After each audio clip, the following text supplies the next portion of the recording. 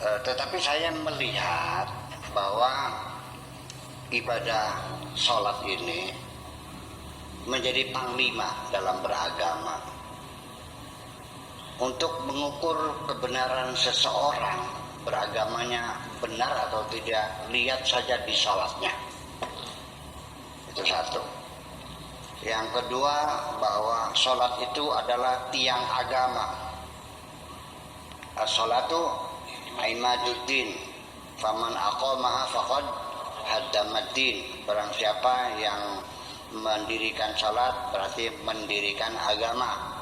Wa man tarakaha faqad haddamaddin. Barang siapa meninggalkan salat berarti menghancurkan agama. Lalu ada lagi hadis, wah segudang nih saya, ya, banyak ratusan hadis tentang salatnya. Ya, antara lain, inna awwala ma yuhasabu bihil mar'u yaumal qiyamah as-salatu. Nanti amalan-amalan yang pertama-tama dihisab oleh Allah adalah salat. Barang siapa yang tidak sholat maka semua amalnya tidak diterima. Ya. Banyak banget deh. Nah, hadis-hadis inilah yang kemudian menyebabkan umat Islam dalam beragama terjebak dalam agama seremoni, agama ritual. Iya kan? Nah, agama spiritualnya lepas. Agama sosialnya lepas. Mana buktinya agama sosialnya? Berantem kok perang saudara sampai sekarang. Apakah dibenarkan umat Islam saling bunuh-membunuh? Ya, Irak hancur lebur, Syria porak-poranda, Yaman masih terbakar, Libya jungkir balik. Ini bukan sekarang, dari zaman dahulu kala. Umat Islam saling bunuh-membunuh itu. Di mana ibadah sosialnya? Di mana spiritualnya? Kita sibuk bikin masjid. Ya, semakin rajin berjamaah, semakin rajin bertengkarnya. Saya tidak merendahkan sholat, ya tidak. Tetapi kenapa di Al-Quran sendiri, kalau memang itu sebagai tiang agama, kalau itu memang menjadi ukuran seseorang, kalau tidak sholat amalnya tidak ada yang diterima. Kenapa dalam Al-Quran ibadah sholat hanya sekali-kali disebutkan dan tidak berulang-ulang? Itu pun secara global saja, aqimus sholat. Berapa kali sehari tidak disebutkan, rakaatnya tidak disebutkan, apa yang dibaca juga tidak disebutkan. Tidak ada dalam Al-Quran bagaimana protokol sholat itu dilakukan. Dan sampai sekarang sholat orang berbeda-beda. Ada yang takbirnya di atas kepala, ada yang di atas kuping, di bawah kuping, di atas pundak, ada yang digoyang-goyang, ada yang sedekap, ada yang tidak. Sampai baca Fatihahnya ada yang baca Fatihah, ada yang tidak. Yang baca Fatihah ada yang baca ada yang tidak. Sampai menunjuk sepatu syahadat saja, tasawuf saja, ada yang digoyang-goyang. Nah, saya jujur mau berkata, Nabi Muhammad sholatnya gimana? Saya mau niru sholatnya seperti Nabi Muhammad. Artinya dalam komunikasi sehari-hari, kalau saya memerintahkan kamu hanya sekali dua kali, tidak akan berbeda dengan ketika saya menyuruh kamu berkali-kali. Betul enggak? Yang berkali-kali itu infak. Anfiqu wa mimma razaqnahum yunfiqum. Infak. Kenapa dalam bab fikihnya kok enggak ada bab infak? Ini ada satu persoalan yang tersembunyi sesungguhnya. Ya, saya tidak menolak itu semuanya, cuma saya sedang berhipotesa kalau ya itu memang tiang agama, kalau itu memang landasan seseorang amalnya tidak diterima kalau tidak sholat, ya mungkinnya dikatakannya 1000 kali dalam Al-Quran ini. Itu yang menjadi persoalan. Jadi sampai sekarang tidak ada yang tahu Nabi Muhammad itu sholatnya seperti apa. Saya ingin meniru seperti Nabi sholatnya. Ayo sedekap nggak Nabi? Nabi tangannya digoyang-goyang nggak? Nggak tahu juga. Nabi baca Fatihah nggak? Baca basmalah nggak? Nggak tahu juga. Karena berbeda-beda itu berarti kita sama tidak tahu.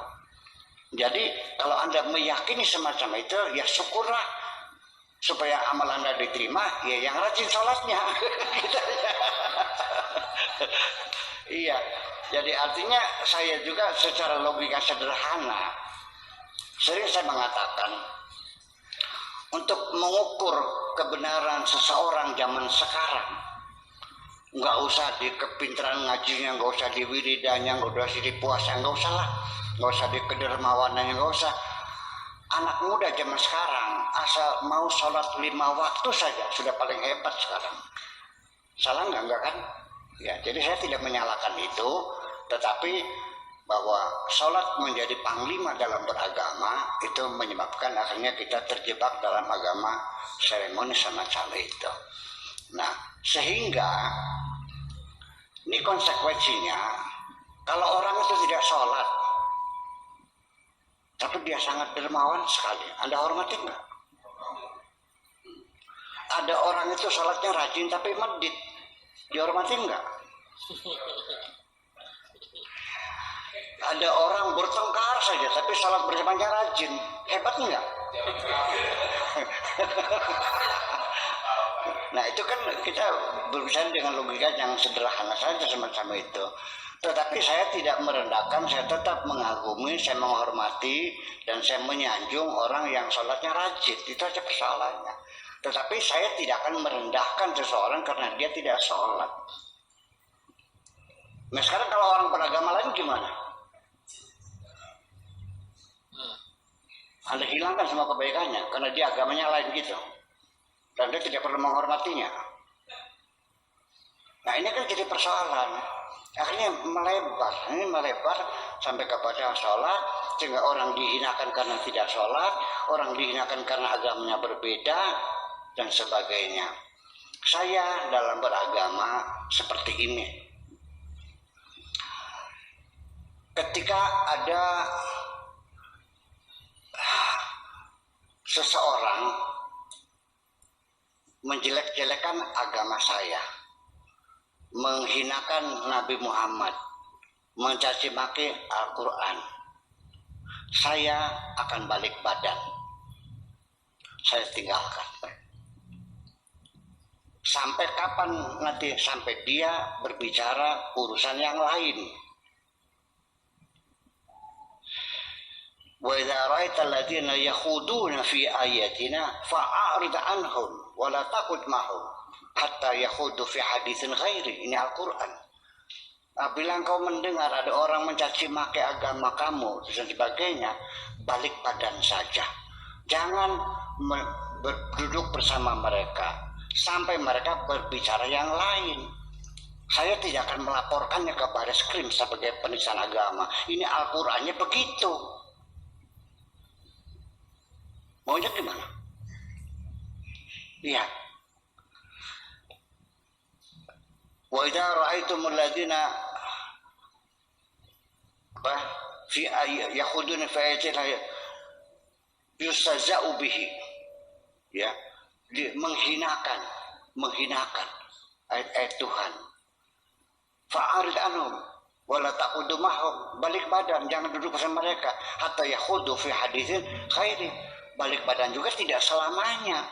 Kalau sudah dia bicara yang lain, masalah ekonomi, masalah bisnis, ya mangga silakan, itu masalahnya. Jadi artinya Tuhan sendiri juga tidak memberi petunjuk kita seperti itu untuk memukuli orang yang ini, tidak. Iya kan? Tapi kan ada undang-undang penistaan agama kan. Itu terserah kamu, kalau saya mau ikut Al-Quran aja lah, maka